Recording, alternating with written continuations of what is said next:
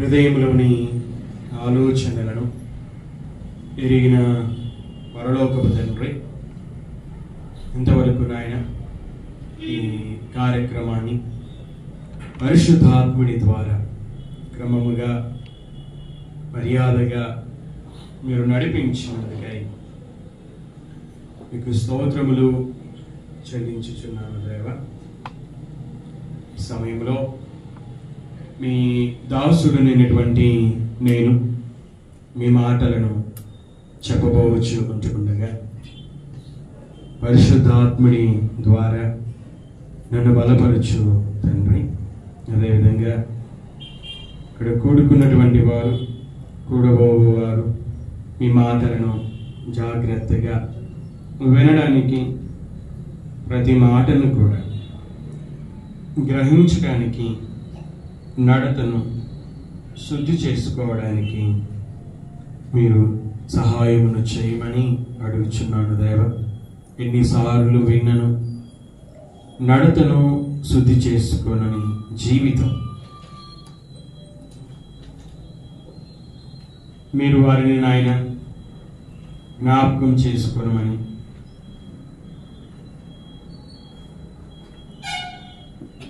మీ దాసుని యొక్క ప్రార్థన తండ్రి, మీరు విని నాయన జవాబును అనుగ్రహించమని మీ కుమారుడైనటువంటి యేసుక్రీస్తు పేరట మిమ్మల్ని అడుగుచున్నాను తండ్రి. సమయంలో దేవుని గ్రంథంలో నుండి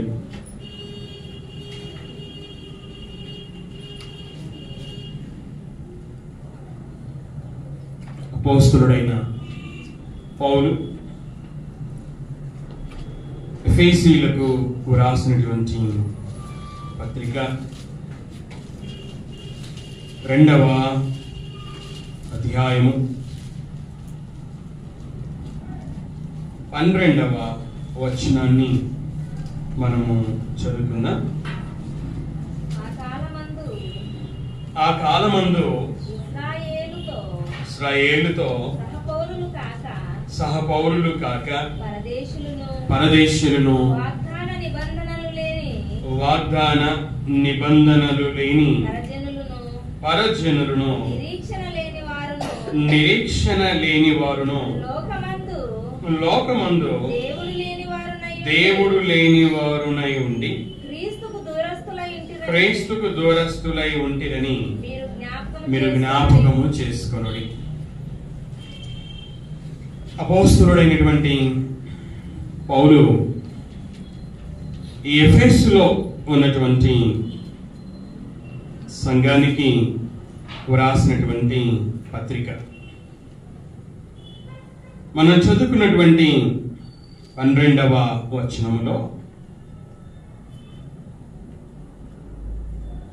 క్రీస్తుకు దూరస్తులై ఉన్నప్పటి జీవితాన్ని జ్ఞాపకం చేసుకోమని వారికి వ్రాశాడు.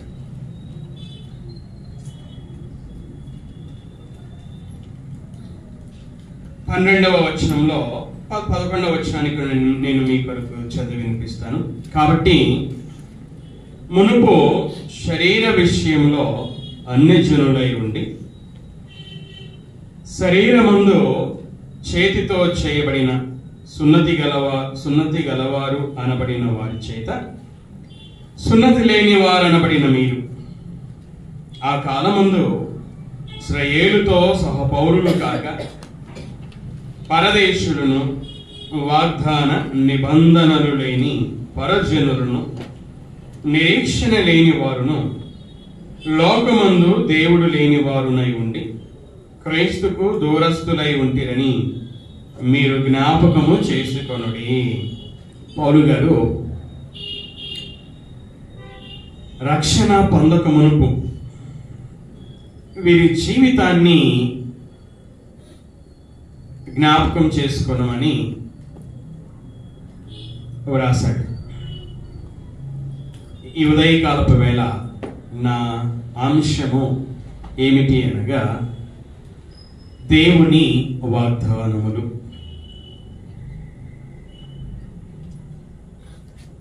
ఇక్కడ పౌలు గారు వ్రాస్తూ క్రీస్తుకు దూరస్తులుగా ఉన్నప్పుడు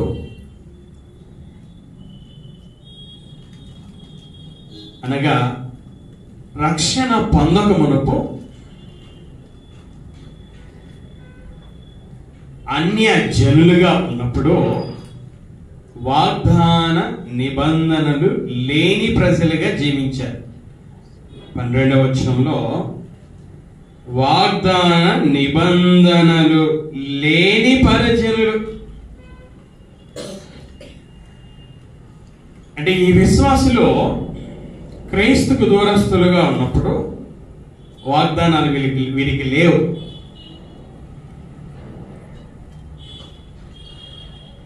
వాగ్దానాలు ఎవరివి అంటే ఇశ్రాయేలీయులవి. చూడండి, పౌలు గారు రోమీలకు రాసినటువంటి పత్రిక 9వ అధ్యాయము 4వ వచనంలో ఈ విధంగా రాశాడు. వీరు ఇశ్రాయేలీయులు దత్తపుత్రత్వమును మహిమయు నిబంధనలను ధర్మశాస్త్ర ప్రధానమును అర్చనాచారాదులను వాగ్దానములను వీరివి. వాగ్దానములు ఎవరివంట? ఇశ్రాయేలీయులవి, అన్ని జనులవి కావు. ఇదే విషయాన్ని పౌలు గారు ఎఫెసులో ఉన్నటువంటి సంఘానికి రాస్తూ మునుపు శరీర విషయంలో అన్ని జనులై ఉన్నప్పుడు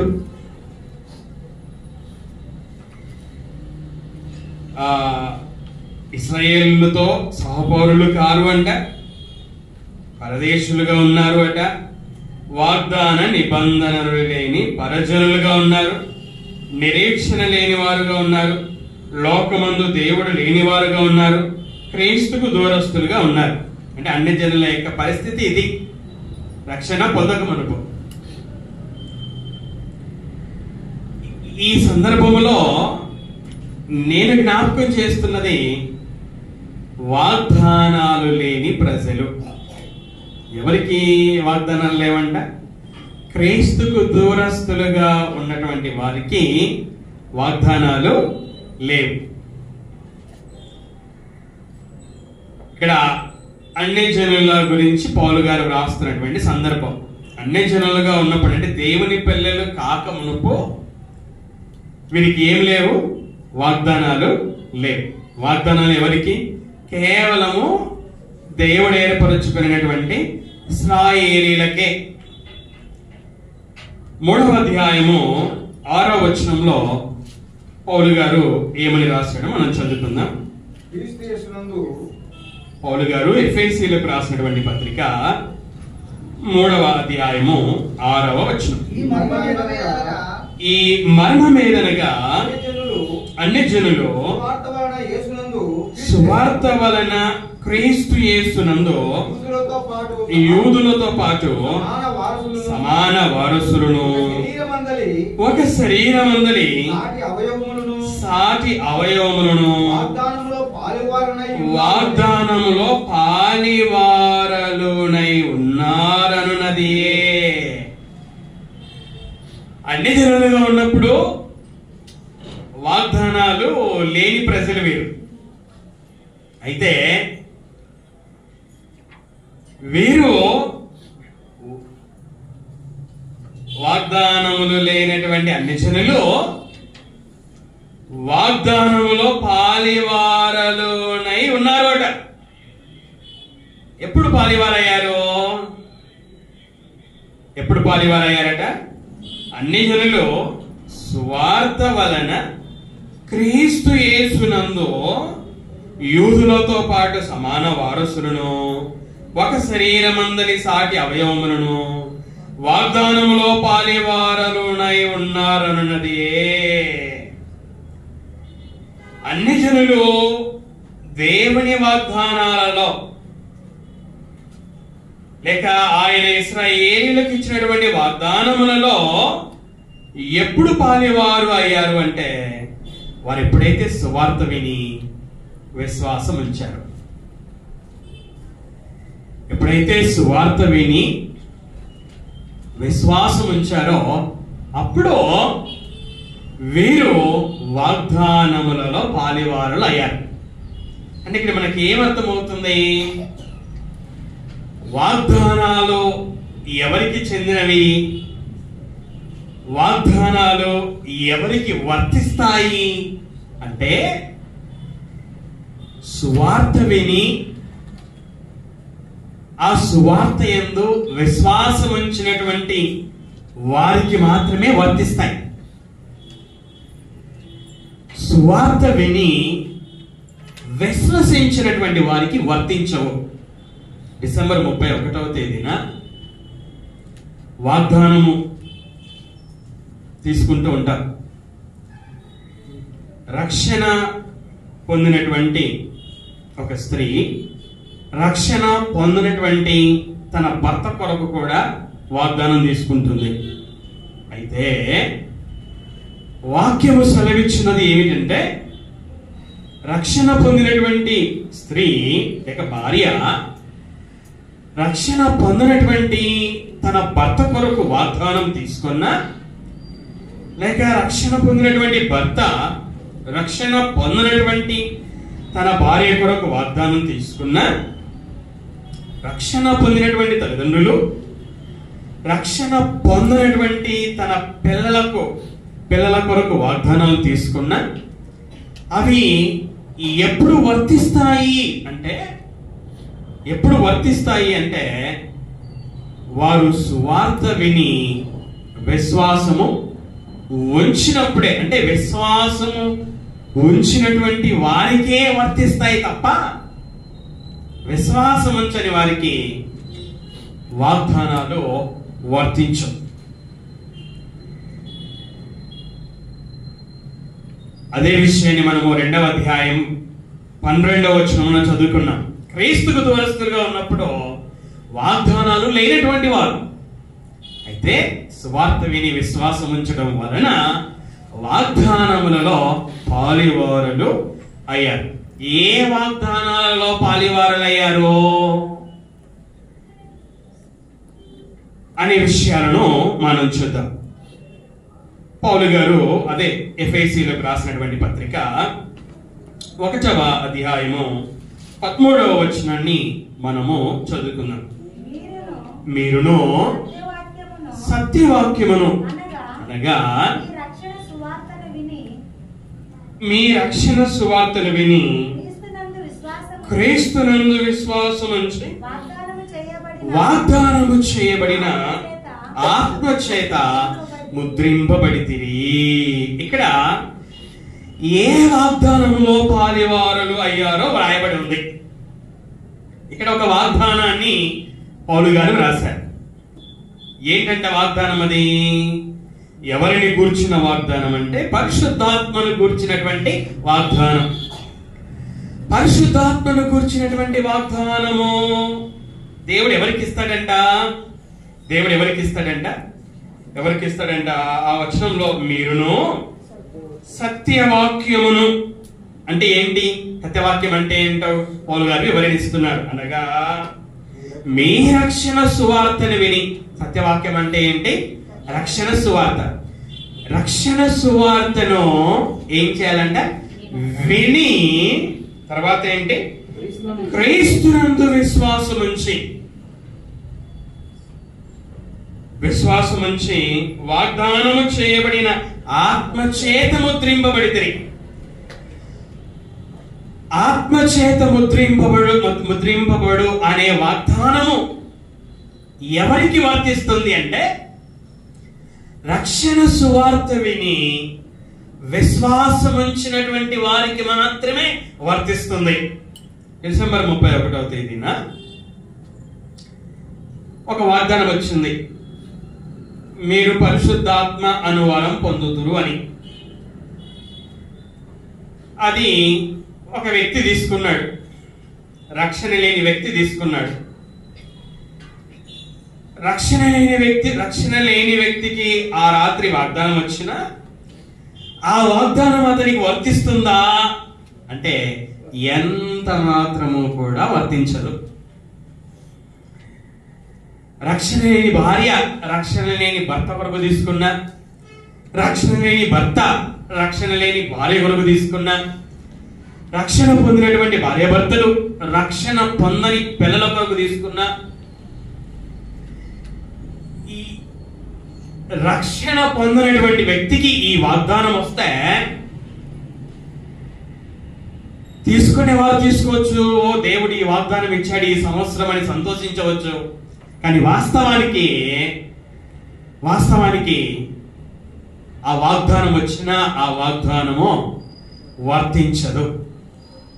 తీసుకొని మనం సంతోషపడాల్సిందే తప్ప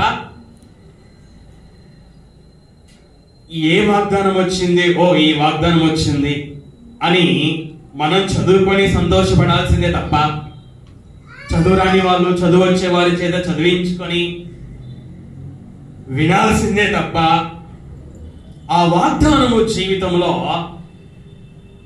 ఫలించదు, వర్తించదు. పరిశుద్ధాత్మను గూర్చినటువంటి వాగ్దానం, పరిశుద్ధాత్మను గూర్చిన వాగ్దానం అంటే పరిశుద్ధాత్మ అను వరమును గూర్చినటువంటి వాగ్దానం. ఎవరికి ఇస్తాడు దేవుడు? పరిశుద్ధాత్మ అను వరాన్ని ఎవరికి ఇస్తాడట? ఎవరికి ఇస్తాడు? ఎప్పుడు ఇస్తాడు? ఇక్కడ మనం చదువుకున్నాం కదా, మీ రక్షణ సువార్తను విని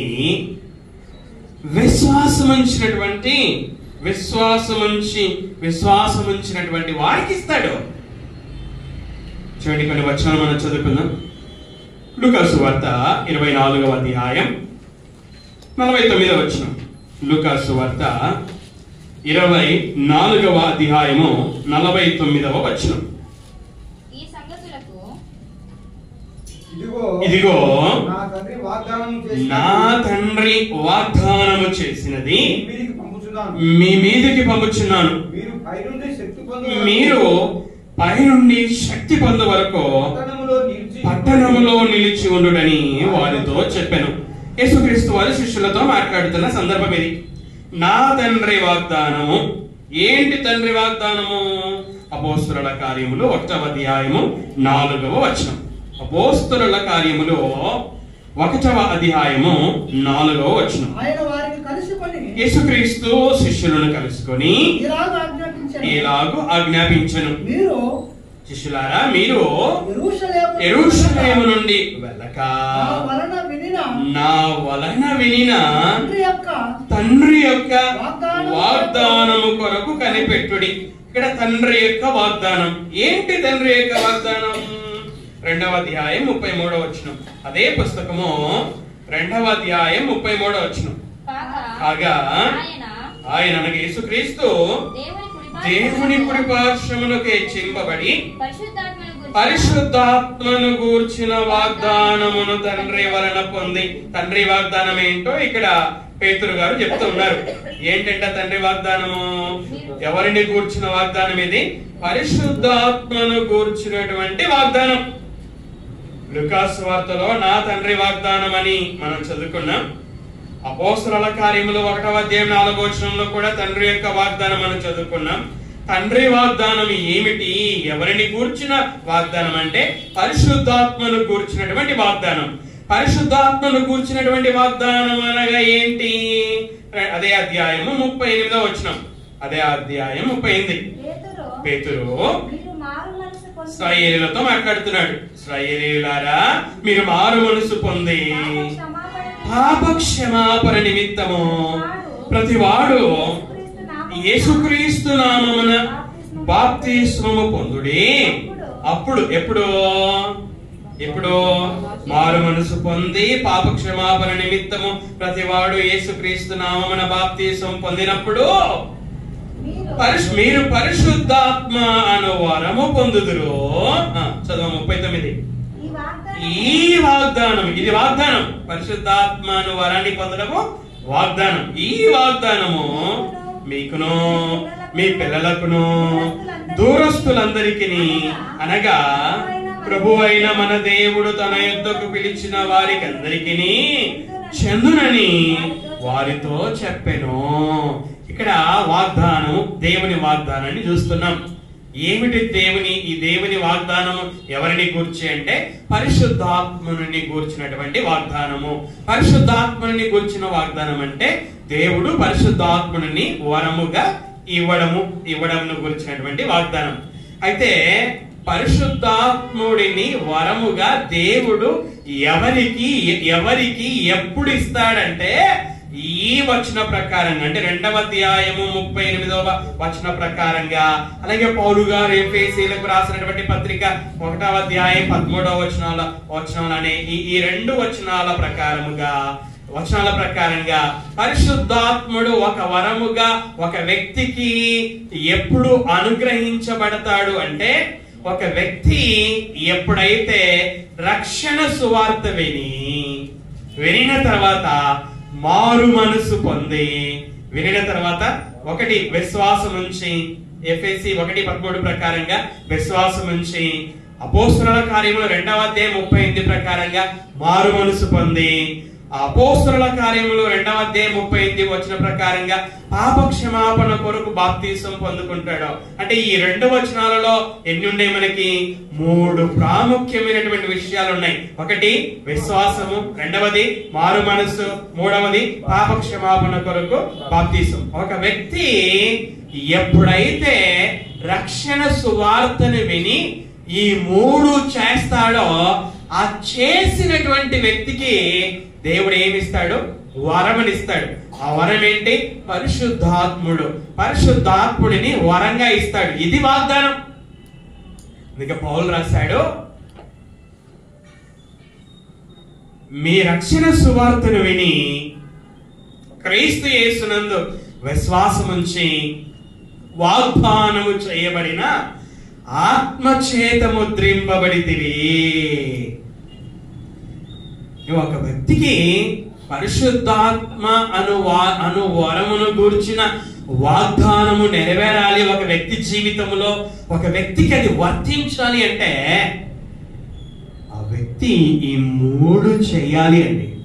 ఈ 3 చేసినప్పుడే ఆ వాగ్దానము అతనికి వర్తిస్తుంది. ఈ 3 చేయని వ్యక్తికి ఇది వర్తించదు. 31వ తేదీ ఆ వాగ్దానం వచ్చినా ఆ వాగ్దానము వర్తించదు. రక్షణ పొందని భర్తకు వర్తించదు, రక్షణ పొందని భార్యకు వర్తించదు, రక్షణ పొందని పిల్లలకి వర్తించదు. ఒక వాగ్దానాన్ని మనం చూసాం. అయితే ఏ వ్యక్తి అయితే రక్షణ సువార్త విని విశ్వసించి మారు మనసు పొంది పాప క్షమాపణ కోసం బాప్తిసం తీసుకుంటాడో, ఆ తీసుకున్న సమయంలో ఆ వాగ్దానము అతని జీవితంలో నెరవేరుతుంది. విశ్వాసం ఉంచిన, మారు మనసు పొందిన, బాప్తిసం పొందిన ఆ క్షణములోనే ఆ వాగ్దానము నెరవేరుతుంది. వాగ్దానము ఎవరి వాగ్దానం? అది దేవుని వాగ్దానం. దేవుని వాగ్దానం. ఆ వాగ్దానము ఖచ్చితంగా నెరవేరుతుంది. అందులో సందేహం ఏమీ లేదు. ఎప్పుడు నెరవేరుతుందంటే అది ఒక వ్యక్తి అలా చేసినప్పుడు మాత్రమే నెరవేరుతుంది అన్నటువంటి విషయాన్ని మనము గుర్తించవలసినటువంటి వారమై ఉన్నాం. కేవలం డిసెంబర్ 31వ తేదీ తీసుకున్నంత మాత్రాన అది మన జీవితంలో వర్తించదు అన్నటువంటి విషయాన్ని మనము నేర్చుకోవలసినటువంటి వారమై ఉన్నాం. అదే ఎఫెసీయులకు రాసినటువంటి పత్రిక, పౌలు గారు ఎఫెసీయులకు రాసినటువంటి పత్రిక 6వ అధ్యాయము మొదటి 3 వచనాలను మనం చదువుకుందాం. మొదటి 3 వచనాలు. పిల్లలారా, ప్రభువునందు మీ తల్లిదండ్రులకు విధేయులై ఉండుడి, ఇది ధర్మమే. నీకు మేలు కలుగునట్లు నీ తండ్రిని తల్లిని సన్మానింపుము. అప్పుడు ఎప్పుడు తండ్రిని తల్లిని సన్మానించినప్పుడు నీవు భూమి మీద దీర్ఘాయుష్మంతుడవగుదువు. ఇది వాగ్దానముతో కూడిన ఆజ్ఞలలో మొదటిది. దేవుని వాగ్దానాలు ఏమిటో మనం చూస్తూ ఉన్నాం. సువార్త వలన వాగ్దానములలో పాలివారలై ఉన్నారు అని పౌలు గారు అన్యజనులకు రాశాడు. ఏ వాగ్దానాలలో మనం పాలివారలమై ఉన్నామో చూస్తూ ఉన్నాం. ఇది మన రెండవ వాగ్దానం. ఏమిటి రెండవ వాగ్దానము? ఇక్కడ వాగ్దానం ఏంటి? నీకు మేలు కలుగును. ఏం మేలు కలుగుతుంది? దీర్ఘాయుష్మంతుడవగుదువు అనేది ఈ వాగ్దానం. ఈ వాగ్దానము ఆజ్ఞతో కూడినటువంటి వాగ్దానం. డిసెంబర్ 31వ తేదీన వాగ్దానం ఇస్తారు. ఒకవైపు ఆజ్ఞ ఉంటుంది, మరొక వైపు వాగ్దానం ఉంటుంది. ఎందుకు ఒకవైపు ఆజ్ఞ ఇచ్చి మరొక వైపు వాగ్దానం ఇస్తారంటే, ఆజ్ఞను నువ్వు గైకొన్నప్పుడే వాగ్దానము నెరవేరుతుంది అనే ఉద్దేశముతో ఒకవైపు ఆజ్ఞని, ఒకవైపు వాగ్దానాన్ని ముద్రించి ఇస్తూ ఉన్నారు. ఇక్కడ వాగ్దానముతో కూడినటువంటి ఆజ్ఞ. ఏంటి ఆజ్ఞ? ఏంటి వాగ్దానం? ఆజ్ఞ ఏంటంటే, నీ దేవుడైన యెహోవా, దేవుడు ఇశ్రాయేలులతో మాట్లాడినటువంటి, ఇశ్రాయేలులకు ఇచ్చినటువంటి ఆజ్ఞ. నీ దేవుడైనటువంటి యెహోవా నీకు అనుగ్రహించే దేశములో నీవు దీర్ఘాయుష్మంతుడుగా అవ్వాలి అంటే నీ తండ్రిని తల్లిని ఏం చేయాలి? సన్మానించాలి. అంటే వారికి విధేయత చూపాలి, వారి మాటలకి లోబడాలి అని అర్థం. ఇది ఆజ్ఞ. వాగ్దానం ఏంటి? నువ్వు ఎప్పుడైతే ఆజ్ఞను గైకొంటావో, ఎప్పుడైతే తండ్రిని తల్లిని సన్మానిస్తావో, వారిని తిట్టకుండా, కొట్టకుండా, శపించకుండా, వారికి అవిధేయత చూపకుండా, నిర్లక్ష్య పెట్టకుండా, ఎప్పుడైతే వారికి భయపడి వారిని సంతోషపరుస్తూ, ఎప్పుడైతే వారిని నువ్వు సన్మానిస్తావో, సన్మానించినప్పుడు వాగ్దానం వర్తిస్తుంది. ఆజ్ఞను గైకొన్నప్పుడు మాత్రమే వాగ్దానము వర్తిస్తుంది. 2024వ సంవత్సరం అంతా తల్లిదండ్రులను సన్మానించకుండా, భయపడకుండా, వారిని సంతోషపెట్టకుండా, వారిని ఆనందపరచకుండా, ముసలి వయసులో వారిని నిర్లక్ష్యం చేసి వారికి బదులుపకారం చేయకుండా జీవించి డిసెంబర్ 31వ తేదీన అలా జీవించినటువంటి వారికి ఒక వాగ్దానం వచ్చింది. నీకు మేలు కలుగుతుంది, నీవు దీర్ఘాయుష్మంతుడు అవుతావు అని వచ్చింది. ఆ వాగ్దానం వచ్చినంత మాత్రాన అతనికి మేలు కలుగుతుందా? వాగ్దానము సంవత్సరం అంతా ఇష్టం వచ్చినట్లు జీవించి డిసెంబర్ 31వ తేదీన వాగ్దానం వస్తే ఆ వాగ్దాన ప్రకారంగా దీర్ఘాయుష్మంతుడు అవుతాడా అంటే ఎంత మాత్రము కూడా కాదు. ఎంత మాత్రము మేలు కలగదు, ఎంత మాత్రము దీర్ఘాయుష్మంతుడు కాడు. ప్రింటింగ్ ప్రెస్ వాళ్ళు ఒక పేపర్లో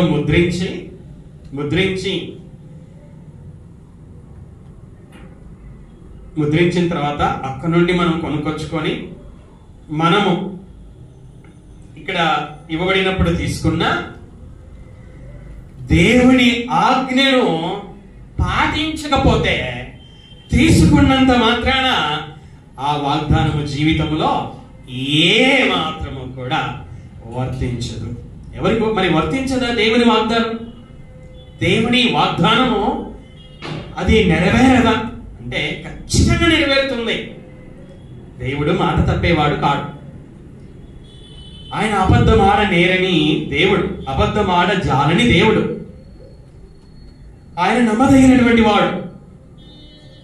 ఆయన మాట, ఆయన వాగ్దానము జీవము గలది.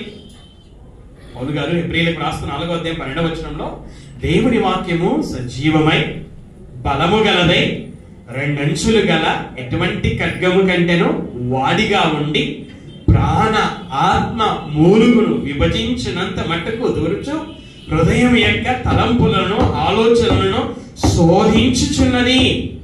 దేవుని మాట సత్యం వంటిది, దేవుని మాట అగ్ని వంటిది, దేవుని మాట నీరు. అలాగే దేవుని మాటలు ఎన్నో విధాలుగా దేవుని మాటలు పోల్చబడ్డాయి. దేవుని మాటలలో శక్తి ఉంది, అందులో ఏ సందేహము లేదు. అయితే దేవుని మాట ఎప్పుడు నెరవేరుతుంది? ఆయన వాగ్దానం ఎప్పుడు నెరవేరుతుంది అంటే ఎప్పుడైతే తండ్రిని తల్లిని సన్మానించుము అనే ఆజ్ఞను మనం మన జీవితంలో ఆచరిస్తామో అప్పుడు నెరవేరుతుంది. ఇది రెండవ వాగ్దానం. మొదటి వాగ్దానం ఏమిటి మనం చూసుకున్నాం? పరిశుద్ధాత్మను గురించిన వాగ్దానాన్ని మనం చూసాం. రెండవ వాగ్దానం ఏంటి? తండ్రిని తల్లిని సన్మానించినప్పుడు మేలు కలుగుతుంది. ఏమిటి ఆ మేలు అంటే దీర్ఘాయుష్మంతులము అవుతాము. మూడవ వాగ్దానాన్ని మనం చూద్దాం. యాకోబు రాసినటువంటి పత్రిక 1వ అధ్యాయము 12వ వచనం. యాకోబు రాసినటువంటి పత్రిక 1వ అధ్యాయము 12వ వచనం. శోధన సహించువాడు ధన్యుడు. అతడు శోధనకు నిలిచిన వాడై ప్రభువు తన్ను ప్రేమించు వారికి వాగ్దానము చేసిన జీవ కిరీటం పొందును అంట. ఇక్కడ వాగ్దానం ఉంది. ఏంటి వాగ్దానం? ఇక్కడ జీవ కిరీటం పొందుకోనడం. ఎవరు జీవ కిరీటం పొందుకుంటారంట? శోధన సహించిన వాడు జీవ కిరీటం పొందుకుంటాడు. శోధన సహించిన వాడు. ఎవరు శోధనను సహిస్తారు? ప్రభువును ప్రేమించు వాడే శోధనను సహిస్తాడు. ప్రభువును ప్రేమించడం అంటే కేవలం పెదాలతో చెప్పడం మాత్రం కాదు కదా. దేవుని ప్రభువును ప్రేమించడం అంటే ఏంటి? ఏమిటో మనం చూద్దాం. చూడండి, దేవుణ్ణి ప్రేమించడం అంటే ఏంటో మనం చూద్దాం. యోహాను రాసినటువంటి మొదటి పత్రిక 5వ అధ్యాయము 2వ వచనం. మనము దేవుణ్ణి ప్రేమించుచు ఆయన ఆజ్ఞలను నెరవేర్చు వారమైతిమా దేవుని పిల్లలను ప్రేమించుచున్నామని దాని వలననే ఎరుగుదుము. మనం ఆయన ఆజ్ఞలను గైకొనుటయే. 3వ వచనం. మనం ఆయన ఆజ్ఞలను గైకొనుటయే దేవుని ప్రేమించుట. దేవుని ప్రేమించడం అంటే ఏంటి? ఆయన ఆజ్ఞలను గైకొనడమే ఆయనను ప్రేమించడం. పెదాలతో చెప్పడం ఆయనను ప్రేమించడం కాదు. ప్రసంగాలు చేయడం, నేను దేవుని ప్రేమిస్తున్నానని ప్రసంగాలు చేయడం ఆయనను ప్రేమించడం కాదు. ఆయన ఆజ్ఞలను గైకొనడమే ఆయనను ప్రేమించడం. ఆయన ఆజ్ఞలను గైకొనవాడు ఆయనను ప్రేమిస్తున్నాడు. ఆయనను ప్రేమించేవాడే శోధనను సహిస్తాడు. శోధనను సహించి శోధనకి నిలుస్తాడు. ఆ నిలిచినటువంటి వారికి దేవుడు వాగ్దానం చేశాడు. ఏమని వాగ్దానం చేశాడు? జీవ కిరీటమును ఇస్తాను. లోకంలో ఎన్నో క్రీడలు ఉన్నాయి. ఒలింపిక్స్ క్రీడలని ఎన్నో ఉన్నాయి. నిన్నటి దినమున ఇండియా ఆస్ట్రేలియా టెస్ట్ మ్యాచ్ నిన్న జరిగింది. ఇంకా ఈరోజు జరుగుతుందేమో తెలియదు. నిన్న మన ఇండియా జట్టులో నితీష్ కుమార్ రెడ్డి 8వ ఆటగాడిగా 8వ బ్యాటర్గా వెళ్ళి సెంచరీ చేశాడు. సెంచరీ చేసినందుకు అతనిని పొగడము మనం చూస్తాం. జగన్మోహన్ రెడ్డి గారు మెసేజ్ చేయడము, అక్కడ ఆ గ్రౌండ్ లో వాళ్ళ నాన్నగారు ఆనంద బాష్పాలు కార్చడం. అంటే నేను ఏం చెప్పడానికి ప్రయత్నం చేస్తున్నానంటే, ఎందుకు జగన్మోహన్ రెడ్డి గారు మెచ్చుకున్నారు? ఎందుకు తెలుగువాడని కొంతమంది తెలుగుడు సెంచరీ కొట్టాడు 8వ బ్యాటర్ గా వెళ్ళి అని ఇలాగా. అంటే ఎందుకు మెచ్చుకున్నారు అంటే ఊరక మెచ్చుకోలేదు. అతడు సోమరిగా ఉండి ఏం బ్యాటింగ్ చేయకుండా ఉన్నప్పుడు మెచ్చుకోలేదు. ఎప్పుడు మెచ్చుకున్నారు అతన్ని అంటే, అతడు మరి ఎంత ప్రాక్టీస్ చేశాడో, ఎంత ప్రయాసపడ్డాడో, ఆ సమయం కోసము ఎంత ప్రాక్టీస్ చేశాడో, ఎన్ని సంవత్సరాలుగా వెయిట్ చేశాడో, ఎంత కష్టపడి ఉంటేనో అతనికి ఆ మెప్పు వచ్చింది. అలాగే ఇక్కడ జీవ కిరీటము అనే వాగ్దానము ఎవరికి అంటే దేవుని ప్రేమించే వారికి. ఆయనను ప్రేమించే వారే సోదరుని సహించగలరు. మన రక్షకుడైన యేసుక్రీస్తు వలె, యోబు వలె. యోబు సహనముల గురించి మనం ఇదే యాకోబు పత్రికలో చదువుకుంటాం. యేసుక్రీస్తు సహనముల గురించి హెబ్రీయులకు రాసినటువంటి పత్రికలో మనం చదువుకుంటాం. యేసుక్రీస్తు వారు సహించారు, యోబు సహించారు. ఇద్దరు దేవుని ప్రేమించారు కనుకనే సహించగలిగారు. ఆ ప్రేమ సహనమును తీసుకుని వచ్చింది. పౌలు గారు రాస్తారు కదా, ప్రేమ ఏం చేస్తుందంట? ప్రేమ దీర్ఘకాలం సహిస్తుంది అంట. పౌలు గారు కొరింథీయులకు రాసినటువంటి మొదటి పత్రిక 13వ అధ్యాయంలో ప్రేమ దీర్ఘకాలము సహించును అని. వారు ప్రేమించారు కనుకనే సహించారు. ఇక్కడ యాకోబు గారు ఇదే రాస్తున్నారు. శోధన సహించువాడు ధన్యుడో, అతడు శోధనకు నిలిచిన వాడై ప్రభువు తన్ను ప్రేమించు వారికి వాగ్దానము చేసిన జీవ కిరీటం పొందును. కనుక జీవ కిరీటము అనే వాగ్దానము నెరవేరుతుందా అంటే ఖచ్చితంగా నెరవేరుతుంది. ఎవరి జీవితంలో నెరవేరుతుంది? ఏ విశ్వాసి అయితే ప్రభువును ప్రేమిస్తూ శోధనను సహిస్తూ శోధనలో నిలుస్తాడో ఆ విశ్వాసి జీవితంలో నెరవేరబడుతుంది. విశ్వాసి అని పేరు పెట్టుకొని ప్రభువును ప్రేమించకుండా, ప్రభువును ప్రేమిస్తున్నానని ఒట్టి మాటలతో చెబుతూ శోధనను సహించకుండా, శోధనలో నిలవకుండా ఉన్న ఆ విశ్వాసి జీవితంలో వాగ్దానము నెరవేరదు. డిసెంబర్ 31వ తేదీ వాగ్దానం వచ్చినా కూడా అది నెరవేరదు. 2వ అధ్యాయం 4వ వాగ్దానాన్ని చూస్తాం. 2వ అధ్యాయము 5వ వచనాన్ని మనం చదువుకుందాం. 5వ వచనం, నా ప్రియ సహోదరులారా ఆలకించుడి, ఈ లోక విషయంలో దరిద్రులైన వారిని విశ్వాసమందు భాగ్యవంతులుగాను. ఈ మాటలు చూడండి. తన్ను ప్రేమించు వారికి తాను వాగ్దానము చేసిన రాజ్యమునకు వారసులుగాను ఉండుటకు దేవుడు ఏర్పరచుకొనలేదా? యాకోబు గారు ధనవంతులైన విశ్వాసులు, దరిద్రులైన విశ్వాసులను గురించి వ్రాస్తున్నటువంటి సందర్భం.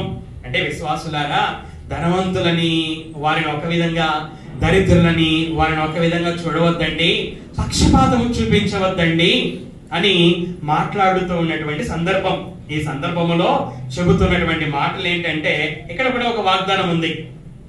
ఏమిటి వాగ్దానం? అది దేవుడు ఏం వాగ్దానం చేశాడంట? రాజ్యమునకు వారసులు అయ్యే వాగ్దానం చేశాడంట. ఆయన రాజ్యానికి వారసులు అవుతారు అని వాగ్దానం చేశాడు. ఎవరికి ఈ వాగ్దానము? తన్ను ప్రేమించు వారికి. దేవునిని ఎవరైతే ప్రేమిస్తారో వారికి దేవుడు వారికి ఆయన వాగ్దానం చేశాడు. ఏం వాగ్దానం చేశాడు? మీరు నన్ను ప్రేమిస్తున్నారు గనక నా రాజ్యమునకు మీరు వారసులు అని వాగ్దానం చేశాడు. కనుక ఈ వాగ్దానం ఎప్పుడు ఈ వాగ్దానం నెరవేరుతుందా? నెరవేరుతుంది. తగిన సమయంలో నెరవేరుతుంది. అయితే ఎవరి జీవితంలో నెరవేరుతుంది అంటే, ఎవరైతే ఆయనను ప్రేమిస్తారో, అనగా ఆయన ఆజ్ఞలను గైకొంటారో, ఆయన ఆజ్ఞలను వింటారో, కేవలం వినివారికి కాదు, వినివారికి వర్తించదు ఇది. కంఠస్థము చేసి పాటించని వారికి వర్తించదు ఇది.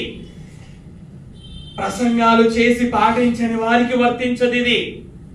ఎవరికి వర్తిస్తుంది వాగ్దానం?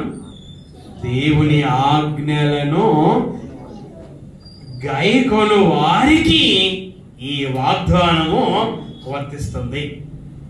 5వ వాగ్దానాన్ని మనము చూద్దాం. పేతురు రాసినటువంటి 2వ పత్రిక పేతురు రాసినటువంటి 2వ పత్రిక 3వ అధ్యాయము 4 మరియు 9 వచనాలను చదువుకున్నాం. 4వ వచనము మరియు 9వ వచనాలను చదువుకున్నాం. ఆయన రాకడను గుర్చిన వాగ్దానం ఏమాయను? ఆయన రాకడను గుర్చిన వాగ్దానం ఏమాయను? పితరులు నిద్రించినది మొదలుకొని సమస్తమును సృష్టి ఆరంభమునున్నట్టే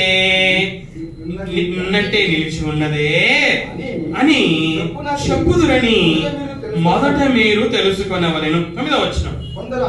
కొందరు ఆలస్యమని ఎంచుకొనుచున్నట్లు ప్రభువు తన వాగ్దానమును గూర్చి ఆలస్యము చేయువాడు కాడు, గాని ఎవడును నశింపవలనని చేయింపక అందరూ మారు మనసు పొందవలనని కోరుచు మీ ఎడల దీర్ఘశాంతము గలవాడై ఉన్నాడు.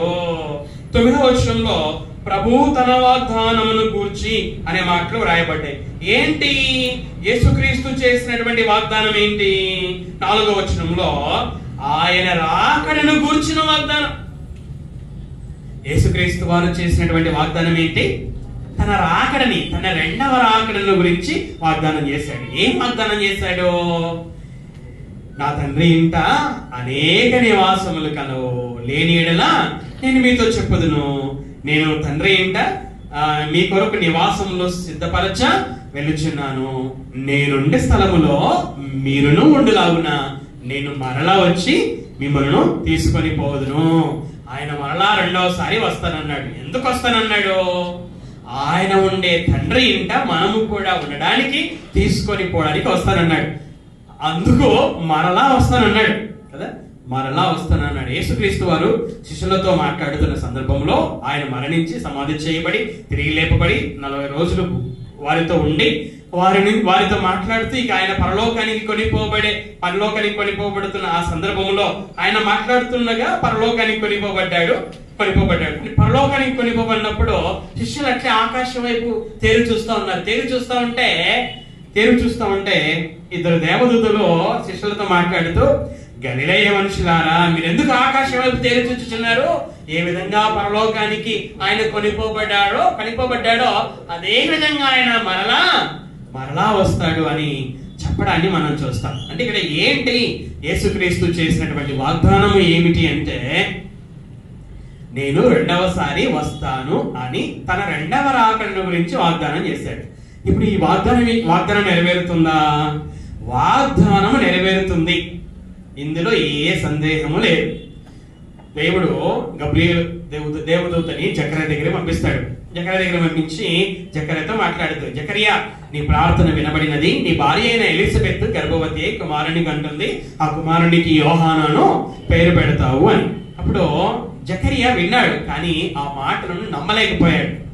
తన వయసును బట్టి, తన భార్య వయసును బట్టి నమ్మలేకపోయినందుకు ఈ గబ్రియల్ దేవదూత జకర్యాతో అంటాడు, జకర్యా, నేను పలికిన మాటలు వాటి కాలమందు నెరవేరును. అంటే పలకబడిన మాటలు, ఆ మాటలు నెరవేరే కాలం, మాటలు పలకబడిన కాలం. కన్యక గర్భవతియే కుమారుని కనను. ఎప్పుడో యెషయా ద్వారా దేవుడు ప్రవచించాడు. అది 700 సంవత్సరాల తర్వాత ఆ మాటలు నెరవేరాయి. బేత్లెహేంలో పుడతాడు, మీకా ప్రవక్త ద్వారా దేవుడు ప్రవచించాడు. 630 సంవత్సరాలలో అలాగ అనుకున్నాను, దగ్గర అది 630 సంవత్సరాల తర్వాత నెరవేరింది. అంటే ప్రవచనము నెరవేరే కాలము. ఇలాగా దేవుని వాగ్దానము చేయబడి, వినండి, దేవుని వాగ్దానము చేయబడి సంవత్సరాలైనా, 100 సంవత్సరాలైనా ఒక రోజు నెరవేరుతుంది, అది ఖచ్చితము. అయితే ఎవరి జీవితంలో నెరవేరుతుంది అంటే ఇది ప్రాముఖ్యమైనటువంటి ప్రశ్న. ఎవరి జీవితంలో నెరవేరుతుందంటే అందరి జీవితంలో నెరవేరదు. ఎవరి జీవితంలో నెరవేరుతుంది? యేసు రెండవ రాకడ కొరకు ఎవరైతే కనిపెట్టుచు, ఆశతో అపేక్షించుచు, ఆయన రెండవ రాకడ కొరకు భక్తితో, పరిశుద్ధమైన ప్రవర్తనతో ఎంతో జాగ్రత్తగా జీవిస్తూ ఉంటారో వారి జీవితంలో నెరవేరుతుంది. యేసుక్రీస్తు వారు రెండవసారి వస్తాడో అని ఆయన మరణ సమాధి పునరుత్థానమును గూర్చినటువంటి సువార్తను విని విశ్వసించి మారు మనసు పొంది పాప క్షమాపణ కొరకు బాప్తిస్వం తీసుకొని ఆయన రెండవ రాకడ కొరకు కనిపెట్టుచు నిర్దోషముగా నిష్కలంకంగా జీవించుచున్నటువంటి వారి జీవితంలో ఆ వాగ్దానం నెరవేరుతుంది. యేసుక్రీస్తు వారు రెండవసారి వస్తారని వాగ్దానం చేసినా, సువార్తను వినినా, అనేక సార్లు వినినా, వ్యక్తిగత కారణాల చేత విశ్వాసం ఉంచక బాప్తిస్వం పొందక, దేవుని పిల్లలు కాక, క్రీస్తు సంఘంలో సభ్యులు కాక, క్రీస్తు కొరకు కనిపెట్టని వారి జీవితంలో ఎలా నెరవేరుతుందండి? డిసెంబర్ 31వ తేదీ కార్డు తీసుకుంటేనే నెరవేరుతుందా? చిలుక జోస్యమా ఏమన్నా? కాదు కదా. నేను దేవుని వాగ్దానం నెరవేరదు అని నేను చెప్పడం లేదు, అది ఖచ్చితంగా నెరవేరుతుంది, ఖచ్చితంగా నెరవేరుతుంది. అందులో సందేహం ఏమాత్రము లేదు. ఇది ఎప్పుడు నెరవేరుతుంది అంటే, మనం చేయాల్సినవి మనం చేస్తే నెరవేరుతుంది. మనం చేయాల్సినవి మనం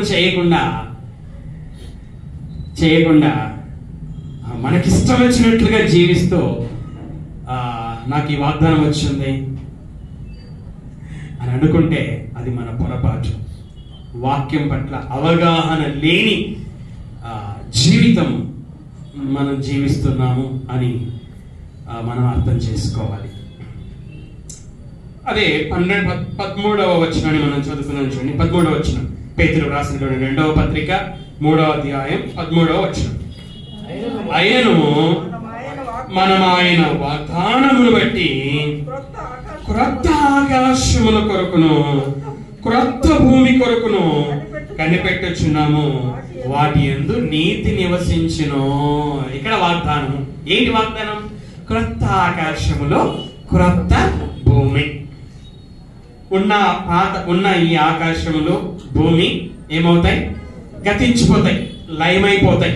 ప్రభు దినమున పై వచనాన్ని మనం చదువుకుంటే ఆకాశములు రవులుకొని లయమైపోతాయని, భూమి దాని మీద ఉన్న కృత్యములు కాలిపోతాయని వ్రాయబడి ఉంది. మరి ఏంటి వాగ్దానము? ఏంటి వాగ్దానం అంటే క్రొత్త ఆకాశములో క్రొత్త భూమి. వాటి ఇక్కడ క్రొత్త ఆకాశములు క్రొత్త భూమి దేవుని వాగ్దానం. ఇది దేవుని వాగ్దానం నెరవేరుతుందా?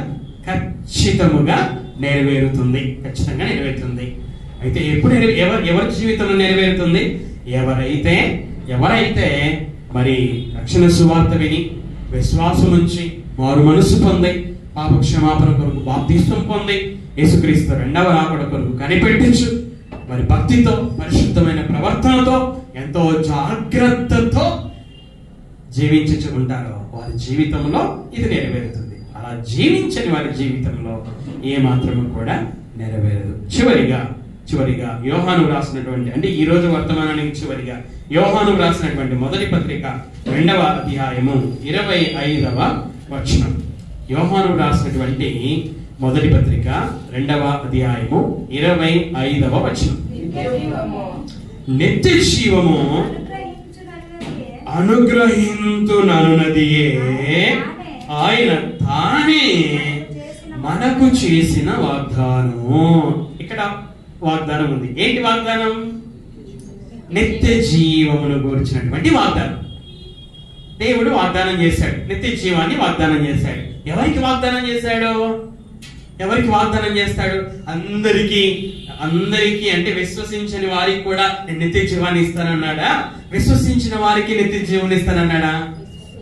విశ్వసించిన వారికి నిత్య జీవము కదా. యోహాను సువార్త 3వ అధ్యాయము 15-16 వచనాలను మనం చదువుతున్నాం చూడండి. యోహాను సువార్త 3వ అధ్యాయము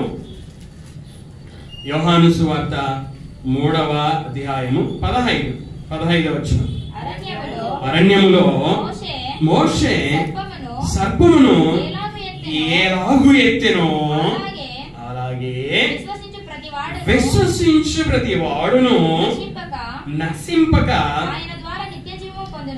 ఆయన ద్వారా నిత్య జీవము పొందినట్లు మనుష్య కుమారుడు ఎత్తబడవలెను. ఎవరికి నిత్య జీవం అంట? విశ్వసించు ప్రతి వానికి నిత్య జీవం. 16వ వచనంలో దేవుడు లోకమును ఎంతో ప్రేమించెను కాగా తన అద్వితీయ కుమారునిగా పుట్టిన వాని యందు విశ్వాసం ఉంచు ప్రతి వాడును నశింపక నిత్య జీవం పొందినట్లు ఆయనను అనుగ్రహించను. ఎవరికి నిత్య జీవం? ఇక్కడ విశ్వసించు వారికి నిత్య జీవం, అంతేగాని విశ్వసించని వారికి కాదు నిత్య జీవం అనే వాగ్దానం. 3:36 అదే అధ్యాయము 36వ వచనం. అదే అధ్యాయము 36వ వచనం. కుమారుని యందు విశ్వాసముంచువాడే. ఆ మాటలు చూడండి, ఆ మాటలు చూడండి. కుమారుని యందు విశ్వాసముంచువాడే నిత్య జీవము గలవాడు. తర్వాత ఏముంది? కుమారునికి విధేయుడు కానివాడు జీవము చూడడు. ఇది స్పష్టం. నిత్య జీవం ఎవరు పొందుకుంటారంట? విశ్వాసం ఉంచిన వాడు నిత్య జీవం పొందుకుంటాడు. విశ్వాసం ఉంచని వాడు జీవము చూడడు. దేవుడు తన మాటలలో చాలా స్పష్టంగా వ్రాయించాడు. ఏమని? విశ్వాసం ఉంచిన వారికి నిత్య జీవం, విశ్వాసం ఉంచని వారికి నిత్య జీవము లేదు, జీవము చూడడు అని. ఇలాగ దేవుడు తన మాటలలో రాయిస్తే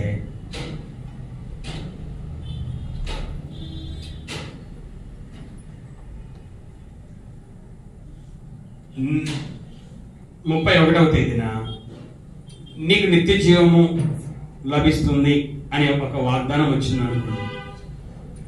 ఆ వాగ్దానం వచ్చినంత మాత్రాన ఆ నిత్య జీవము విశ్వాసముంచని వారికి అది వర్తించదు.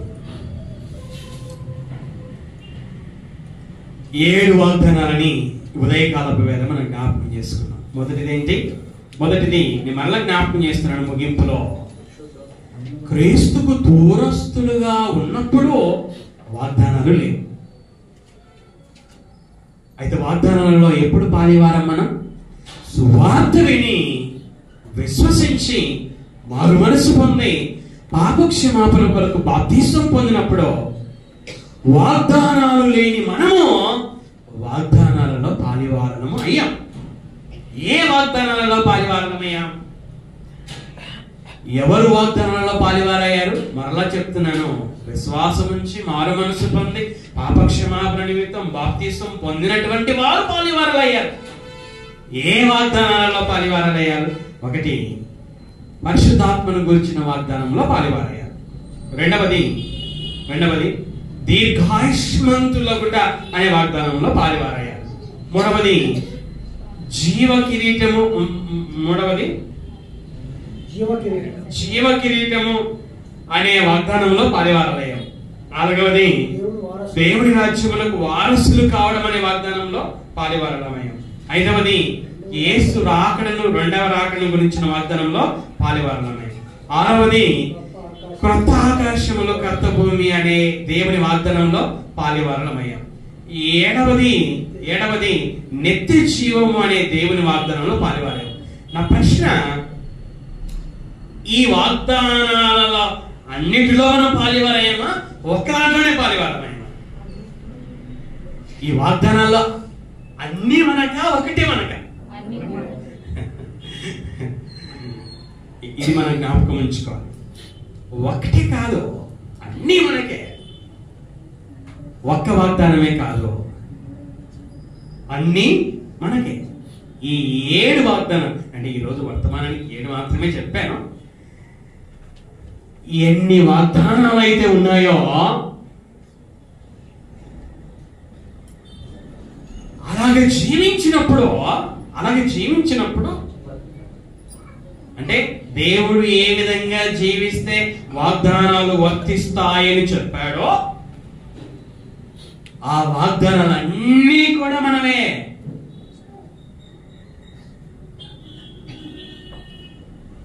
ఇవి మనము నేర్చుకోవాలి. ఒక్క వాగ్దానమే కాదు. ఒక్క వాగ్దానంతో సరిపుచ్చుకుంటే ఎట్లాగా? దేవుడు బైబిల్లో ఎన్ని వాగ్దానాలు అయితే రాయించాడో ఆ వాగ్దానాలన్నీ కూడా మనకి. నేనున్నానండి, నేను సువార్త విన్నా, విశ్వాసం ఉంచా, బాప్తిసం పొందుకున్నాను, మారు మనసు పొందా. అప్పుడు నాకు ఏ వాగ్దానం వర్తిస్తుంది? పరిశుద్ధాత్మను వరమును గురించిన వాగ్దానం నా జీవితంలో నెరవేరుతుంది. నేను నా తండ్రిని తల్లిని సన్మానిస్తా. అప్పుడు ఏ వాగ్దానం వర్తించుతుంది? నాకు దీర్ఘాయుష్మంతుడు వగుదు అనే వాగ్దానం నెరవేరుతుందా? ఒకటే వర్తిస్తుందా? నాకు ఒకటే వర్తిస్తుందా? ఇది కూడా వర్తిస్తుందా? ఇది కూడా వర్తిస్తుంది. నేను దేవుణ్ణి ప్రేమిస్తే దేవుడు నాకు జీవ కిరీటం ఇస్తాడా? ఇవ్వడా? జీవ కిరీటం కూడా దేవుడు ఇస్తాడు. నేను దేవుణ్ణి ప్రేమిస్తున్నా, ఆయన రాజ్యానికి వారసుడుగా నన్ను చేస్తాడా? చేయడా? చేస్తాడు. నేను దేవుని రాకడ కొరకు కనిపెట్టుతూ భక్తితో ఎంతో జాగ్రత్తతో పరిశుద్ధమైన ప్రవర్తనతో జీవిస్తున్నా. అప్పుడు యేసు రెండవ రాకడ గురించిన వాగ్దానం నాకు వర్తిస్తుందా? వర్తించదా? ఖచ్చితంగా వర్తిస్తుంది. క్రొత్త ఆకాశంలో కొరకు, క్రొత్త భూమి కొరకు ఎదురు అనే వాగ్దానం కూడా నా జీవితంలో నెరవేరుతుంది. నేను విశ్వాసం నుంచి విశ్వాసానికి తగిన జీవితం జీవిస్తున్నప్పుడు నిత్య జీవం అనే వాగ్దానం కూడా నా జీవితంలో వర్తిస్తుంది. నేను ఈ ఉదయకాలపు వేళ చెప్పిన 7 వాగ్దానాలు ఎప్పుడైతే మనం అలాగే జీవిస్తామో ఈ 7 వాగ్దానాలు మన జీవితంలో వర్తిస్తాయి.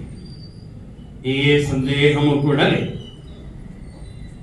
తగిన కాలములో ఈ 7 వాగ్దానాలు మన జీవితాలలో వర్తిస్తాయి. అయితే మనం అలాగే చేయకపోతే, అలాగే జీవించకపోతే మన జీవితంలో ఈ వాగ్దానాలు వర్తించవు. కనుక ఎవరికి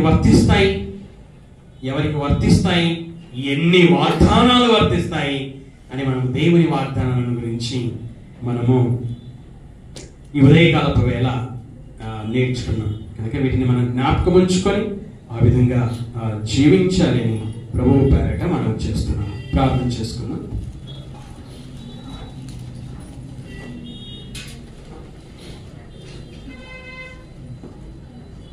ప్రార్థన విను దైవ సమయంలో నాయన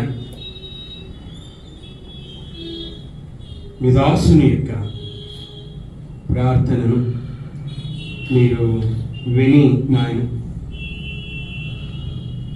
పరిశుద్ధాత్ముడి ద్వారా బలపరిచినందుకై మీకు స్తోత్రాలు చెల్లించుచున్నాను తండ్రి. సమయంలో నాయన ఇక్కడ ఉన్నటువంటి వారు మీ మాటలను విన్నారు, మీ మాటలను విను అవకాశమును అనుగ్రహించినందుకై మీకు స్తోత్రాలు చెల్లించుచున్నాను దైవ.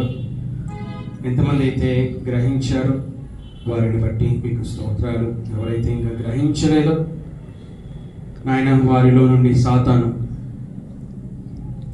మీ మాటలను ఎత్తుకొని పోకుండా వారు గ్రహించినట్లుగా సహాయమును అనుగ్రహించమని అడుగుచున్నాను దేవ.